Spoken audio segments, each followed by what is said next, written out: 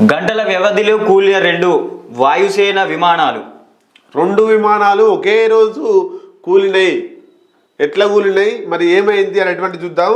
పంచకులలో విమానం కూలడంతో గాయపడినటువంటి పైలట్. ఎక్కడ జరిగిన రెండు ఘటనలు అంటే, ఒకటి ఒకే రోజు వాయుసేన IAFకు చెందిన రెండు విమానాలు ప్రమాదానికి గురైనాయి. ఈ ప్రమాదంలో ఎలాంటి ప్రాణ నష్టం జరగలేదు. పైలట్లు చాకచక్యంగా కిందికి దిగిరట. ఇక్కడ మరి హర్యానాలోని పంచకులలో శుక్రవారం జాగ్వార్ యుద్ధ విమానం కూలింది. ఆ జాగ్వార్ యుద్ధ విమానం కూలడంతో ఈ పైలట్ కిందికి సేఫ్గా దిగిండట. పారాషూట్ తోటి కిందికి దిగిండు. మరి ఇంకొకటి ఎక్కడ జరిగిందంటే, పశ్చిమ బెంగాల్లోని బగ్డోగ్రాలో AN-32 అనేటువంటి విమానం అనేటువంటి విమానం కుప్పకూలిందట. ఈ రెండు ఘటనల్లో ఎట్లాంటి ప్రాణ నష్టము జరగలేదు.